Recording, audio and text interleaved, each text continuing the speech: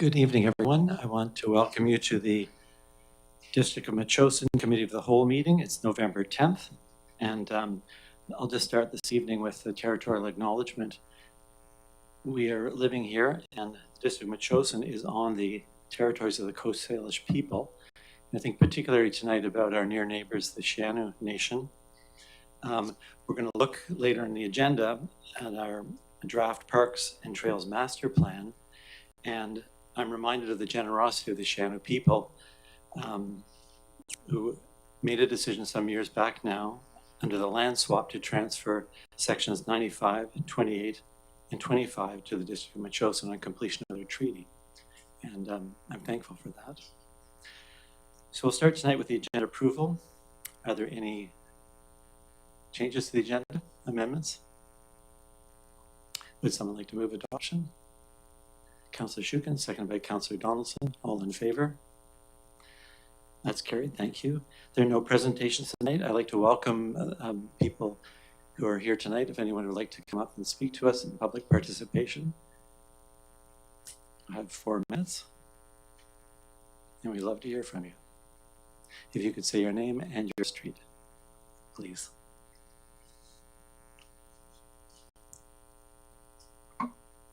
Sandra Lamb, Hackamore Drive. Upon review of this draft of the Parks and Trails Master Plan, respectfully, I would like to comment on how I find a huge disconnect between what is laid out in this document and Metchosin's official community plan, which maintains a commitment to rural values and protection of the natural environment. It appears members of the Parks and Trails Committee wish to actively pursue undeveloped land for the development of trails, parks, and residential homes.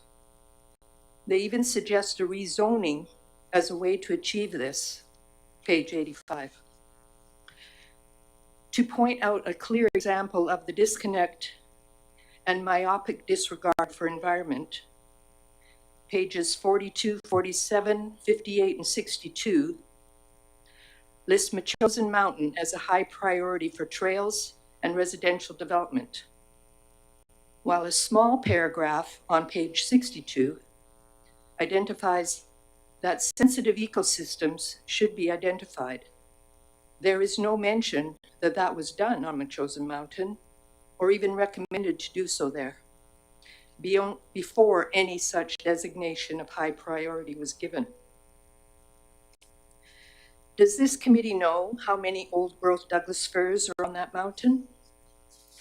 Does this committee know which tree cavity the endangered western screech owl makes its home? It appears Parks and Trails are out of touch with current knowledge and the expectations to preserve land in its natural state for the benefit of us now and generations to follow. Please look up and read about the National Wildlife Corridors Plan, funded by the federal government, the Provincial Sensitive Ecosystem Inventory Project. Without commitment to value the remaining wild spaces left in Metchosin as entities worth preserving, we'll evolve into a community just like all the others. Thank you. Thank you. Would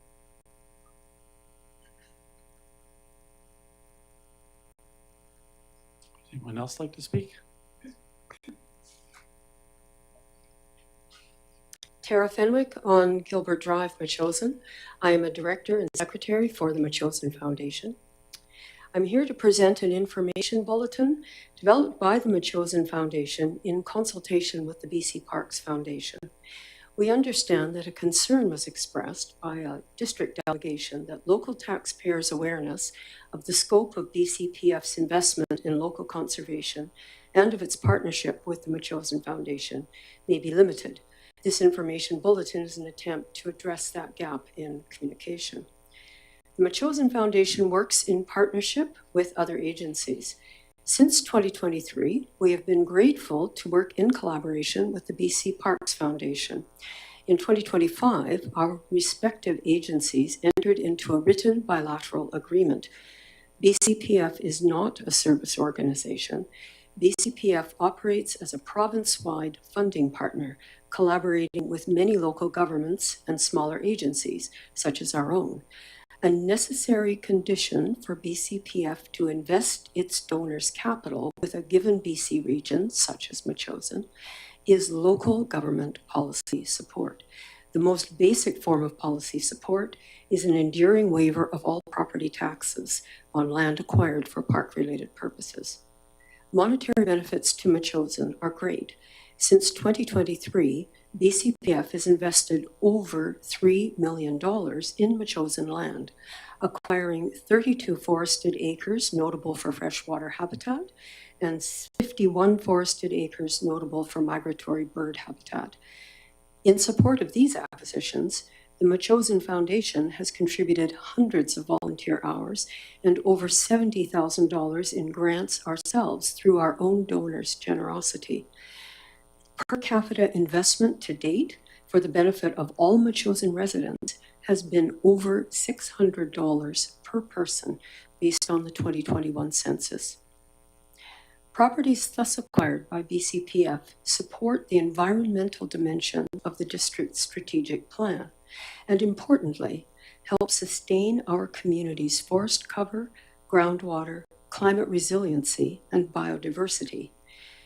Annual cost to Metchosin's property taxpayers, based on CFO Creek's September 15th, 2025 report for Council, the District of Metchosin's attributed share of BCPF's permissive property tax exemption that would be payable by the owners of a typical local property would be under $2 a year. The share of BCPF's permissive property tax exemption attributed to other taxable authorities and payable by the owners of an average local property would be just over $3 per year. Since BCPF's conservation and park properties do not create incremental demand for regional amenities such as schools, hospitals, or recreational facilities, they should not be assessed a corresponding property tax levy. Thank you. Thank you.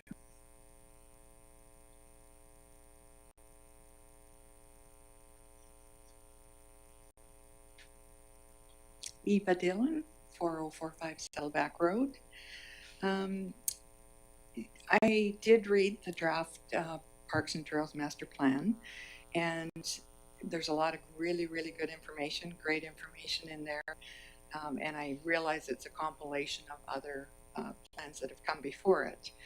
And I know that our neighborhood group has been advocating a lot for park space in our area. And I do see that there's a section where those, I think they're calling them now linear parks, which were part of the subdivision when it was first developed 30 some odd years ago, are not recommended for trails at this time. And it just raised more questions in my mind, because a lot of the rationale for why the neighbors have been advocating for the protection of this park space and to keep it in its natural state really wasn't noted in the draft. It just says lack of support by neighbors for trails. And then in the comments, there are a lot of the backup comments that we made about protecting the natural spaces.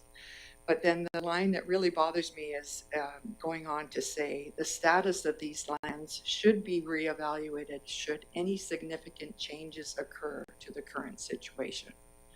So to me, that just raises a question. Okay, what does that mean exactly? And what is the current situation that they're referring to in the draft? And who is making that decision? The other part that significantly concerns me is the mention of priority of Mount Metchosin as high priority trail development opportunities. And then the backup says Mount Metchosin, this area is privately owned, a part of the Olympic View Golf Course property. While there's existing informal trail network in the area, this property also has the potential for future residential development. This larger parcel is notable as it covers both Colwood and Langford in addition to Metchosin. Development proposals have been approved in both Colwood and Langford. So what does that mean now, and how does that refer to Metchosin? Does that mean that Metchosin should be approaching the owners of Olympic View and saying, we're primed for development, you know, can we have some park space? And then my next question would be, at what cost? So does that mean we're somehow exchanging development for additional park space? So like I say, there's a lot of good stuff in the plan, but there's also lots of questions, and I guess my concern is who's providing the answers to these questions. It's great we're having open houses and things, but you know, who's answering those questions and who's making the decisions about things like acquisition of land in Metchosin. So thank you. Thank you. Would anybody else like to speak?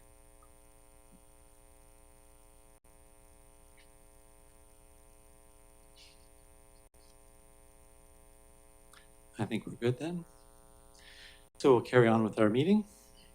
And there'll be an opportunity after we talk, I think, for questions if people would like to ask anything at that point. So committee, we've got adoption of minutes of the first minutes up are the June 5th, 2025 Special Committee of the Whole. Thank you, Councillor Schuben, and seconded by Mayor Little. Any comments or questions? We'll call the question. All in favor? Carried. Thank you.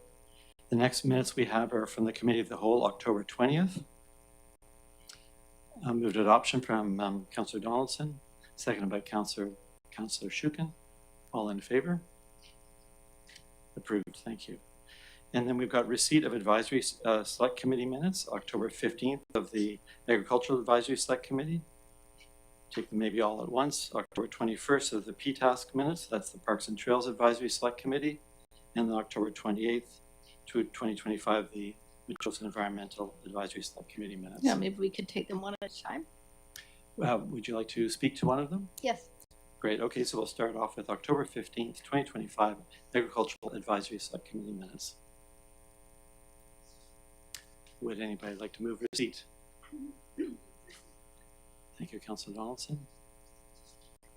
Seconded by Mayor Little. And would you like to discuss these or have a question about the minutes? Just really quickly, I just want to thank Councillor Donaldson and the committee for some good insights into the housing question. So that did actually influence my views on what we're moving forward. So,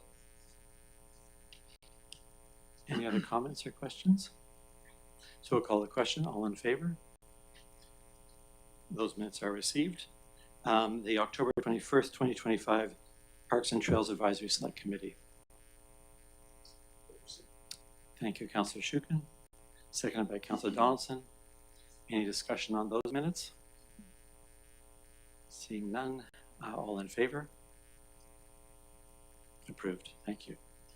Then the October 28, 2025, the Metchosin Environmental Advisory Select Committee minutes. Thank you, Councillor Donaldson.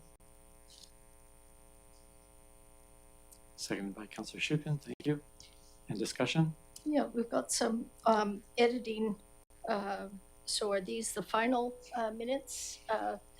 On page 21, there's some crossed out information. Are these not the final, or? They'll go back to the committee for approval, so they're in draft at the moment. Okay. And then also, I note that you had a discussion about the permissive tax exemptions. Who led that discussion?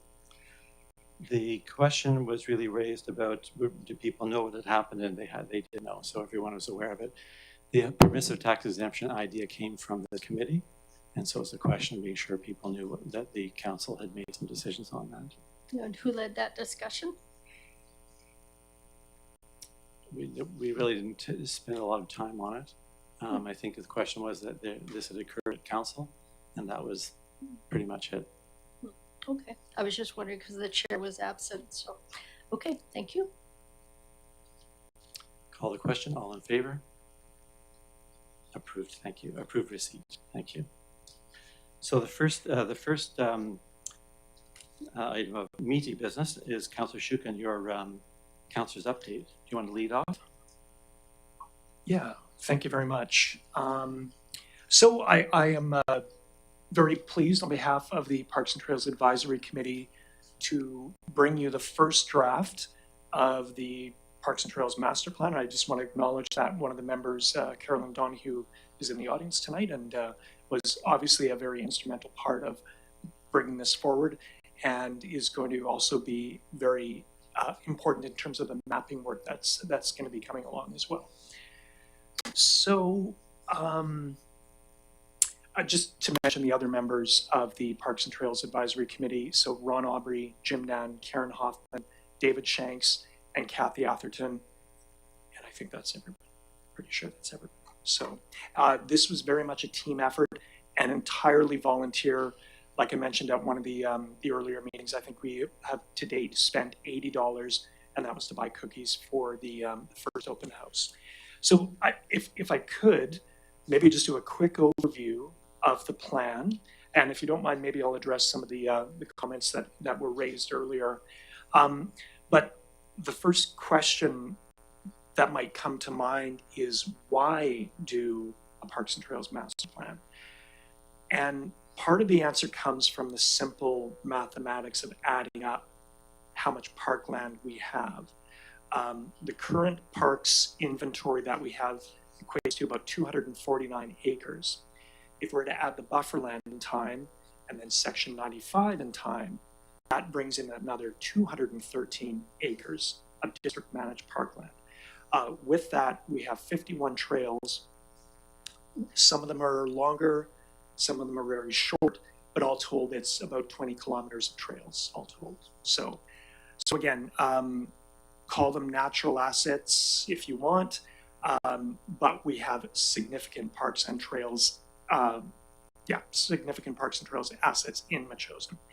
So the draft plan, the goal of the draft plan is to understand how to best manage our current assets, to incorporate community interests and aspirations for our parks and trails, to identify new projects and opportunities, and also to go back and look at how we have dealt with some of the parks and, some of the opportunities that were identified in 2009 and 1986. So that's in there as well, a reflection on those projects. And also a big one too is to identify issues and risks that could impact our parks and trails. And that's been an interesting one to do. And I think if you go back to 2009 or 1986, the significance of some of the risks we're facing are quite different and maybe hard to say if they were unforeseen back then. I'll cover those in just a minute or so. But in terms of process and how we got here, there was an approval by council to develop the master plan in January 2025. We set off in doing some initial writing, but then held an open house in April. We've got this current draft, and there is another open house that is planned for November 22nd. Once we complete that open house, we'll go back, factor in that public input, and do a new draft. And ideally, that will come to council for a close review in January and February, and we'll look at whether we can move to some sort of approval. And ideally, at that point, too, we're going to have a mapping package and also again an inventory or specific parks and trails information sheets on each of our assets. And again, there's 51 trails, 5 parks. So just in terms of going through the master plan, there's an introduction, there's a community profile, there's the process that we went through, there's a look at trends. Then we have a section for trails, parks, and beaches. And then in this draft, we've summarized a what we've heard section. And I just want to go through very quickly some of the trends and planning considerations we looked at were accessibility. And I think this is something that likely would not have come up in 2009 and way back in the good old days of 1986. And so that can be everything from, there's a recommendation to explore new accessibility for beaches, new parking stalls, potential of benches on some of the trails as well. Regional growth and anticipated impacts, I think that's top of mind for many of us here. District resourcing, and with that our volunteer base as well. The risk of invasive plants seems to be growing and looming every day, every week, it seems. The impacts of new technology like e-bikes, that might have relevance in terms of the growth of roadside trails, but also some risks to our own internal trails in terms of being able to bring bikes to places where they haven't been before. And then biking as well, and there are recommendations around that. So just very quickly, each section concludes with a set of recommendations, and these are brought forward here, and it'd be great to have some initial discussion. One of the, I'll wrap things up here with 2 points, but one of the things that we are looking for in terms of input, answers to simple questions. What have we missed? Are there new parks and trails opportunities that you want the district to explore? What are the specific locations, if so? For example, one of the things we heard is an interest in connecting more to the Galloping Goose. So where exactly would those connection points be? Do you agree with what's in the plan? Do you disagree with what's in the plan? Do you have concerns about how parks and trails are being managed? And how can those concerns be addressed? What else should the district be aware of and be planning for? And did we identify the key risks and issues in our parks and trails? Are there others? So those are some of the questions that we've asked, and will be, this is going to be posted on the website. Of course, it's in the agenda now, but we do have a section on the PTASK page. So this will be posted there. And of course, we're doing the open house on the 22nd. So I'll wrap up there for 1 sec, but I did want to address the comments that were made earlier. And thank you for pointing out the sections, but one of the things I have to respectfully push back against is there's no recommendation in the plan for residential development. This is what, if anything, and it's mentioned, is simply the mere potential of residential development, particularly on Metchosin Mountain.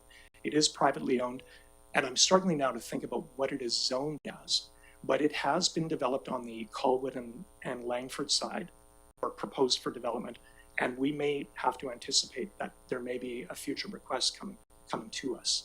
So in terms of, if there's a mention of residential development, it's certainly not to advocate for that. It is to mention the potential of that. So if there is, that is something we have to address in terms of the potential of parks and trails up there as well. So, and again, I don't know how to talk about being out of touch. One of the things that I think we're very much in touch, and especially with the neighbors in the Saddleback, Highmount, Hackamore area, because we did make a recommendation that, based on what we've heard from neighbors and their commitment to maintaining the areas of linear parks, managing the broom and keeping, identifying any neighbor encroachments, we did say we would not look at developing trails further. We would keep them in their natural state. So I think that's very clear in the plan. And again, I do recognize, maybe we didn't go into depth in terms of the number of times the neighbors in that area have pushed back against the idea of trails. I should point out, this is a really long document. It's almost 80 pages, so we weren't able to get absolutely everything. So I think that this is a very strong voice of advocacy for maintaining rural Metchosin and also for enhancing biodiversity values. So, but also coinciding with the fact that many of the properties not all, but many of the properties that we're talking about are publicly owned.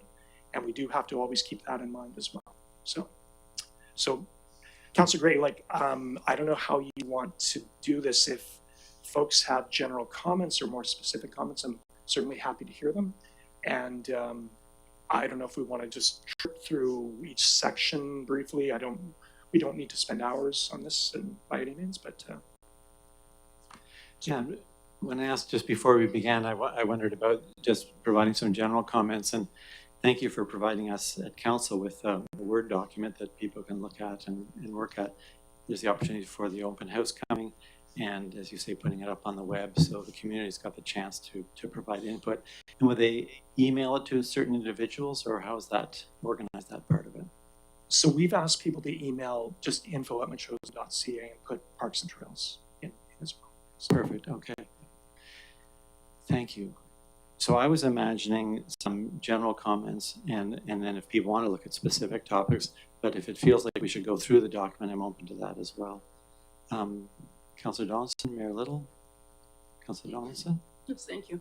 I have some typo stuff that I don't wish to discuss here that I can just send to you because I don't want to take up valuable time, and definitely appreciate all the time that Parks and Trails volunteers have put into this, bringing it forward from the previous master plan that we have. It was time to look at that because our priorities have changed the way we navigate Metchosin, whether it's roadside trails, natural spaces, natural trails, all those things, and also leaving an opportunity to not have a crystal ball, but an option for future councils and volunteers to work on this as a plan without what's the word? Being tied into something very concrete. It still leaves a lot of flow for conversation with residents, with our neighboring communities as well. As an example, with the comment that was made with Metchosin Mountain potential development, if we were to look at this even a little bit more, we've also noticed that there's comments of having collaboration with Colwood on the Duke Road, Metchosin Road area where Far Hill, Crosswalks, that sort of stuff. The cost of collaborating would be more advantageous than us taking on all the cost ourselves, just because of the different communities and the usages, whether there's a parking lot, that sort of stuff. Those are things that kind of popped up to me. So when I hear about concerns from neighbors with potential development on Olympic View property, which we've heard of for years, again, there could be an opportunity for us to have a collaboration with that organization, and similarly with the bufferlands, maybe they would plan with the buffer area there of green space between their development and our border, that sort of stuff. Just as good neighbors, everybody would benefit more in that regard, as opposed to having high rises looking down on our rural neighborhood or whatever. So leaving those options open, I think, has value to it.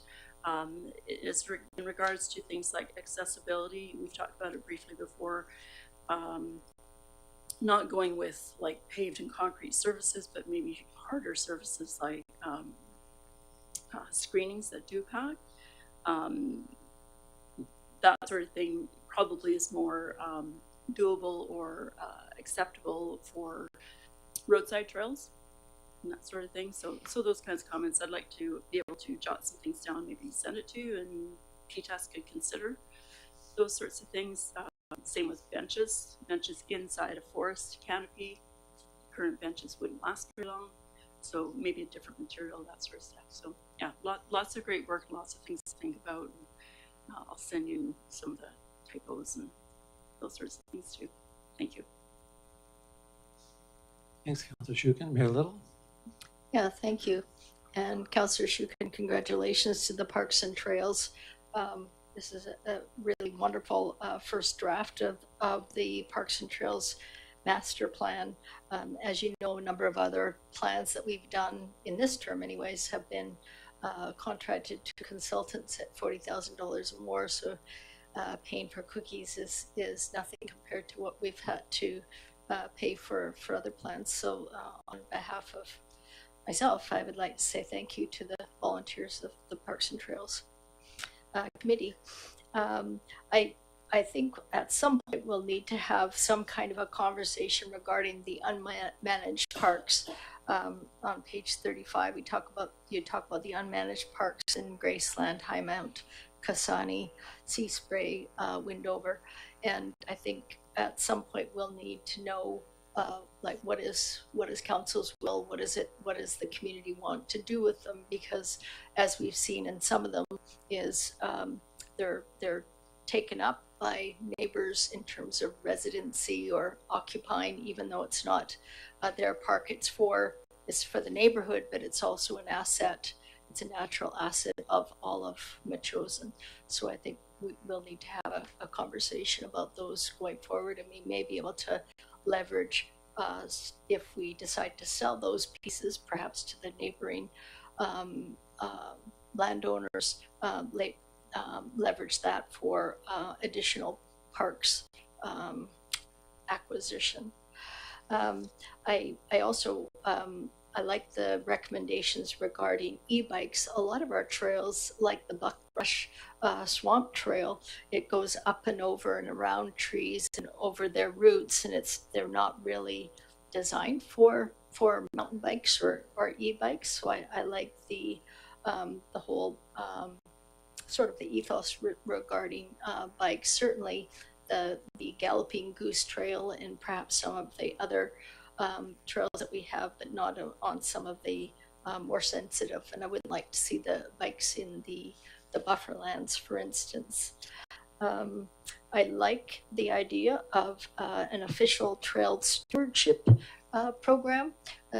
As you mentioned in here, I think you did, was that there has been in the past a program, and I think that can be expanded. I know there are sort of unofficial trail stewards throughout Metchosin that are thankfully looking after the trails nearby them, and I think that would be a great opportunity for volunteerism in the community. Let's see what else. One, it's not a criticism, it's just when I was reading through it, it very much takes snapshots in time. And I think some of the statements, like when we're talking about trail standards, you could say, these are standards that are set over the next 10 or 20 years, or growth opportunities for trail network. Leading sentences like looking into the future, so that this is not a plan only for today, but a plan for 10 and 20 years out. And I think you have it there. It's just that those kind of statements aren't in there. Forward thinking in terms of management. How are we going to manage these for the future? And absolutely, in 6.4, we talk about bathrooms and other amenities. Last term, we met with the CRD. I was the Parks and Trails liaison. We did meet with CRD regarding their experience with washrooms and how much it costs. It's completely cost prohibitive for Metchosin unless we run into a great deal of money. It would be a nice amenity to provide, but it just is so terribly expensive. And I have some other comments that I'll forward that are just sort of minor housekeeping in nature. So again, thank you and congratulations. Okay. Councillor Schicken. Thanks very much, Mayor Little. And just responding to a few comments. Yeah, I think the Trail Steward program would be really great to get up and running. And it was great to have Mr. Payette at one of our most recent PTASC meetings, and we began to talk a little bit more about how we can do that. So we are on the verge of being able to take the next step to get that set up. And our trails coordinator is very keen to do that. And actually one of our retiring members is also very keen to be a trail steward. So in fact, he well, he is, and one of the unofficial for sure. Yeah. So, and yeah, and the comment on bathrooms, I mean, it sounds really cold and heartless in a way to say we're going to continue with no bathrooms, no garbages. But again, just as your point, it is cost prohibitive. And even when we were, we had set up the receptacle to accept dog poop bags. I forget which, it was Weir Beach or Taylor Beach. We learned that the potential cost of managing that effectively was something in the order of $25,000. So that thinking in terms of cost limitations, that influenced much of the thinking that in the line. So, yeah, thank you. Great. I had a few comments. I mean, basically, I really like the comprehensive approach. You've done a whole sweep of the entire question of parks and trails, and that's impressive. And I want to say thanks to the committee and the volunteers, and recognize Carolyn, who's here tonight. Thank you. You know, this is, as the document points out, a huge amount of this effort is done by volunteers. The staff are important as well, but it's a really big part of Metchosin. I'll just reflect on the words that Sandra Lamb offered at the beginning about, you know, the environment and the thinking about the OCP and that. And I'm wondering if that may be, I'm not sure if there's a disagreement. I think it might be just a framing issue and how some of the issues are presented. As you say, some land is zoned for subdivision at the moment. And I took the comments in the document as to reflect that and say this land is zoned in that way. And so if there were to be development of the land, then we'd pay attention to the trails and that. But if there's a larger disagreement, we should identify it and sort it through, because it is important to consider our a deep regard for the environment and the ecosystems, the sensitive ecosystems, and the tree canopy. But I saw the document as celebrating those things, but I can hear others read something different. So working on that tone or the framing would be maybe a good idea. I had a couple of really general comments about maybe add some timelines for some of the tasks. So there was something about opportunities for land donations and some work to be done. The district volunteer policy, I'm not really clear what that is, but it sounds like we should get that done fairly soon. And so that would be one that's probably worth putting a timeline on it. These maybe, some of them might be aspirational, but for the committee to let us know what they're thinking in terms of when we should complete. I also thought that there might be a few places where we could identify, it may not be that PTAS group that's going to be doing something, but maybe it's something the planner needs to do, or do we need our engineer to look at something?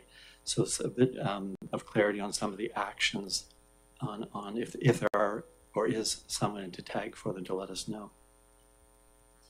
The other, it's a real general comment, but I thought it might be worthwhile pulling some of the recommendations out of the plan, get decisions on them, and then put them back in again.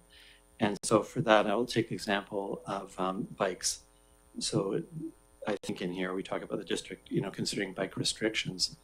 Maybe, and then I think PTAS has actually laid out and said this is our view of what the bike restrictions should be. So perhaps we could look at those and confirm them or not, or discuss them, get a decision so the plan actually reflects a decision. Another example, I mean, there's more examples perhaps, but the commercial dog walking licensing or banning them in certain locations. Maybe we get some decisions on that, so the plan reflected the view of council and the community, and get them done rather than looking forward and say, well, we'll deal with it at some future time, because I think you've done the work, and so we may as well frame them as in decisions being made, or it looks to me that way. The committee can respond, of course, and maybe I don't have it right, but I'm just imagining that. The recommendations on subdivisions I thought were a bit weak, and I don't mean that as a criticism of the committee, but rather I think when we had that subdivision seminar, we learned from the person who gave us all the background that a plan like this is meaningless, it seems, when it comes to subdivision. We need to actually make changes in our bylaws So whether it's the subdivision bylaw or the land use bylaw. But I think it would be unfortunate to leave some of the recommendations in this plan and not get them into the law. Otherwise, we're in a situation where the approving officer is left again with discretion, saying, well, maybe I don't really want to get that land donation, or it's a little bit more difficult to do that, or the developer is not as interested. But the approving officer has the power to do it. But the question is, does this council want to give direction in a bylaw about what's to be done? Or do we just want ideas expressed by a committee that may or may not end up anywhere? So just the idea of, if the committee could look at that question and say, hey, here's a few things that we should put in our law so that we make sure we do them, that would be helpful, I think. The planning with Colwood and Langford that Councillor Donaldson mentioned, I think, is important, and advice on timing would be good. Maybe it's yesterday, but if it's something that they think we should get on to sooner than later, that would be good to know.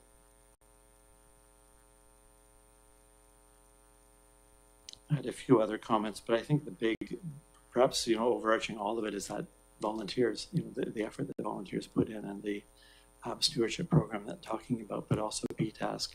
And I saw a little bit in the document, I think, seeking clarity on, the budgets and how much money is available to do things, and setting up plans and being regimented like that makes sense to me.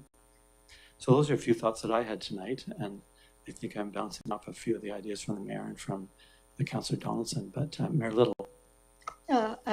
Also, I forgot to mention that in the equestrian use section, it would be great if you could mention the mounting blocks. The original mounting blocks were designed and produced by Mark Atherton, former chair of the PTask, and that was on the Hillman Trail in 2 places. And then I think there's a rock at the Happy Valley Rocky Point site, meant to be a mounting block, but I think that would be great to put in here, because it shows how much we value parks and trails for equestrian use. And as you said, there has always been one position on the Parks and Trails Committee for an equestrian, to advocate for equestrians there. Regarding the recommendations, I think it'd be great at the end to have a final list of all of the recommendations.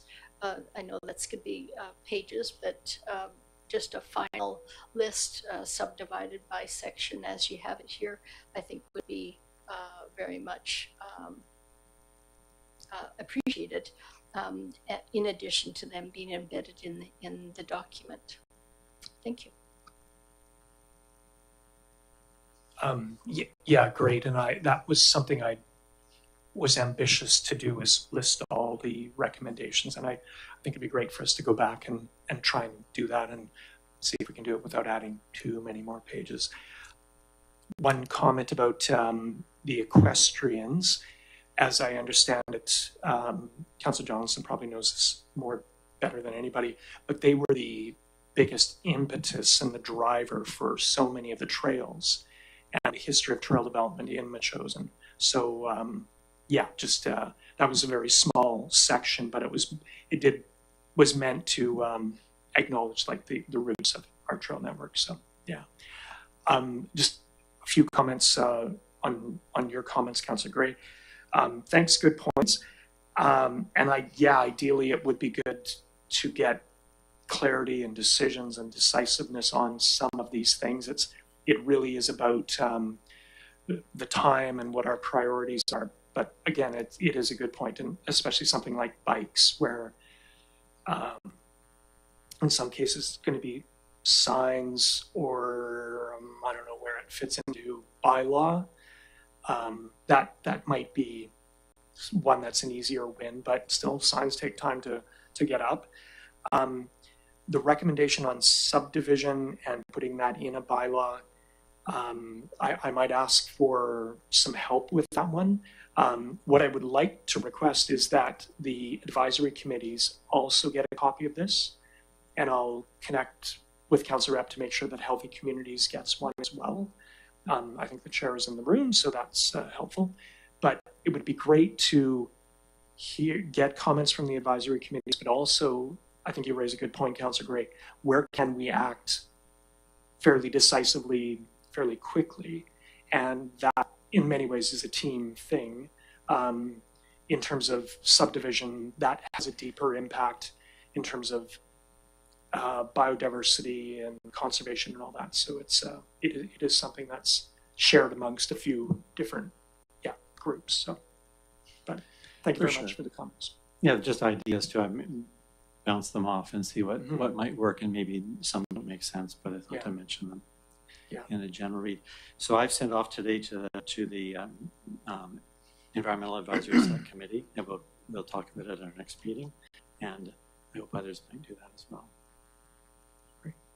And one thing I did say in my briefing that I'd appreciate comments by December 8th, but I know with the advisory committees, that's going to take longer. So in January at some point, that would be great. So, but thank you very much. And I very much appreciate you spending the time. It was surprising how many pages this ended up. And, but I think it's useful, or will be useful in time. So thank you very much.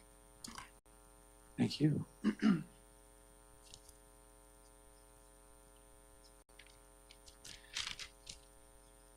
So maybe we'll move to our next agenda item then, and that's Councillor Donaldson. Councillor's update. Thank you very much, Councillor Gray. Top of my report is tomorrow is Remembrance Day. Everyone knows about that. And the announcements have all gone out, but in case people aren't sure of how things will play out, if they want to participate into the march, we will gather behind the fire hall and muster up about 10:30. The chief usually has somebody there that gets us in line according to the appropriate etiquette. So one of the volunteers will help with that generally. Then we'll start off with the march, but we will be following 3 pipers this year. They will lead us to the cenotaph, and the ceremony will start at 11 a.m. sharp. I've had numerous people and organizations contact me over the last few weeks as to their involvement with this, and I've passed that on to my cohort, Mr. Tom Henry, who does the emceeing for this event. Once that is done, Mr. Henry will actually instruct everybody as they arrive where they stand. Generally, we start with the smallest to the tallest, so that children can have very much a frontal view of what's taking place, and there's a lot of experience and interest and learning to be had there. And then he will call people up in accordance to his itinerary that he has. There will be music and song and recitation from various individuals in the community. Then when we're finished, we will reassemble out onto the street to be able to march back. Speaking of the street, the roads will be closed off to traffic. Again, the fire department will do some traffic management for us, and the community is aware of those areas as it's been in the news and on the website. So we must be mindful of safety for everybody and adhere to the direction of our traffic control personnel. And we will be marching back to the fire hall, where we will have some refreshments served up by the local 14th Wanatuka Scout group. So that's tomorrow morning's events, and everyone is welcome to join in on the march. Those who choose to meet us at the cenotaph will do so as they have done in the past. So for agriculture, which is one of my main portfolios, the farmers market season has wrapped up for the year. They will have one more market, which will be the Christmas market, December 7th. It's a Sunday from 11 till 2 out in the market where it usually is. So come and stock up on some fresh farm goods and handmade gifts for the holidays. Having said that, there are several farms that are still open for business year round.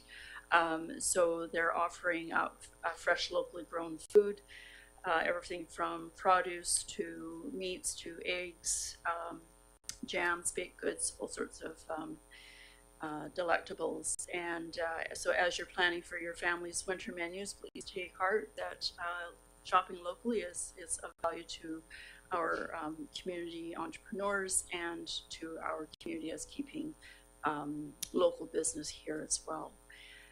West Shore Parks and Recreation continues to have fitness programming over at the school, and you'll see here the different days. I didn't put the times.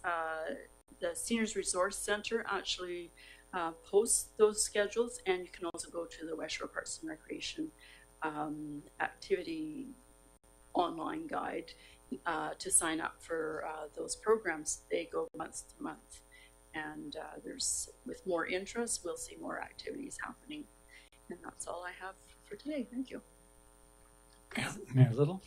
Yeah, as Councillor Liaison, I think that it's also worth noting to members of the community that we have an open house on November 12th for the Metchosin Fire Hall feasibility study project. The architects will be there. Everybody's welcome to attend. It's from 4 p.m. to 8 p.m. November 12th, Wednesday of this week. So everybody's welcome and come with your questions. Thank you. And I had a question, Councillor Donaldson. I'm not sure if you know, maybe the CAO.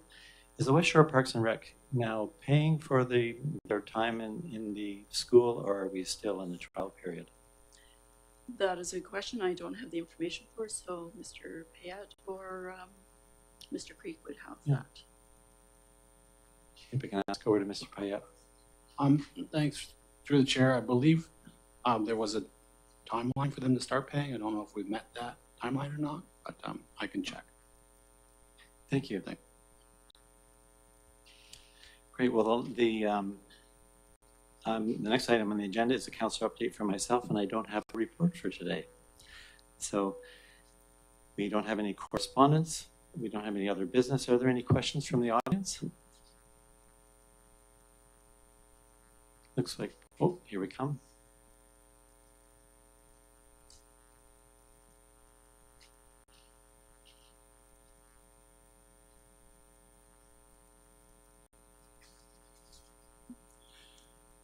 Gary Lamb, Hackmore Drive.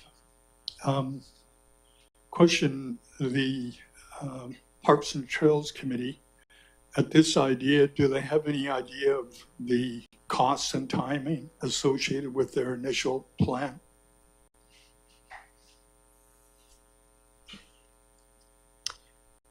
The costs will be based on the actual initiatives, and there are many, everything from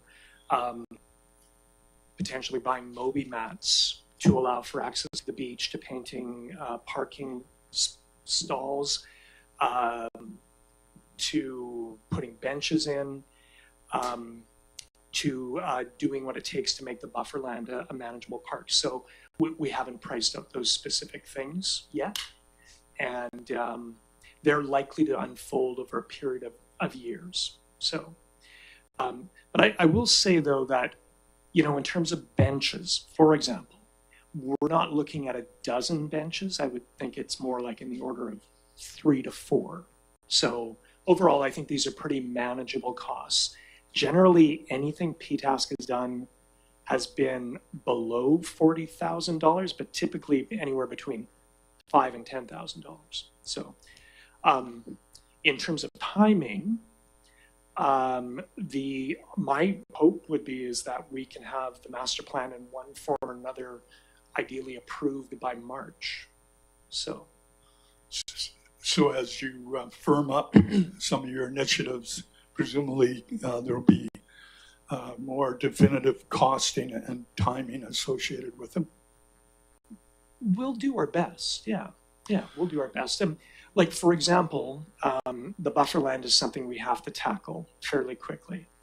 But again, if we're trying to build greater accessibility, I think the benches would be something we'd want to take on. So I mean, it's a good point, Mr. Lamb. Yeah, we'll do our best. Yeah. Okay. That's all I have. Thank you. Thank you. Mayor Little? Yeah, so just in terms of costs, every year the Parks and Trails is given, I think it's 5 to 10 for operational and 10,000 for capital. For many, many years, they did not use that amount. It's not carried over, but if it was, it would probably be quite significant. Parks and Trails is a volunteer committee, and it's really bare bones.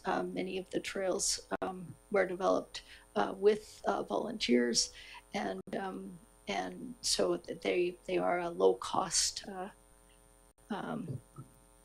workforce actually, but also they don't spend a lot of money generally from year to year. Maybe I'll just add the point too. In the document, it describes special projects are approved by council, and then it's really the maintenance is done through the annual allocation to the committee. So, although not an overall cost here, we would see, or the council of the day would see whatever projects are coming and make decisions. It sounds, the way I read it, would make decisions on an annual basis as to what's available, what would proceed and what wouldn't. Does that catch it? I think that's a really good way of, characterizing it, and also kind of defining the road ahead in terms of cost.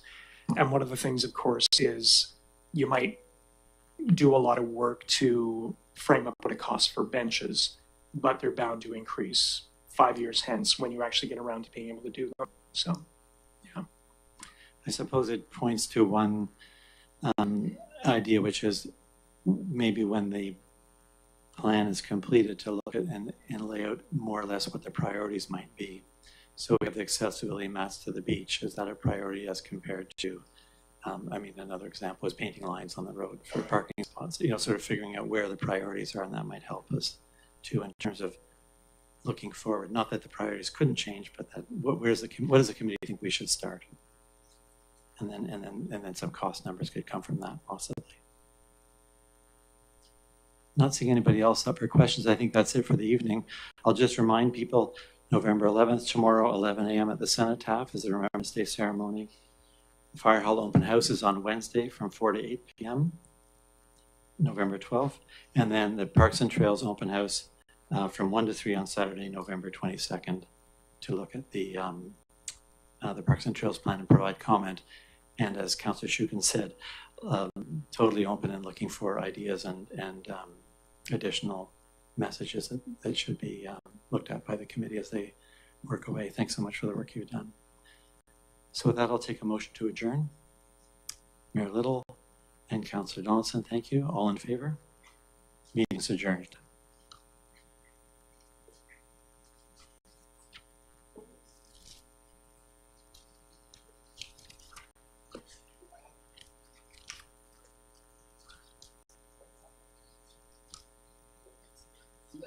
That was interesting hearing Sandra Lamb right off the top.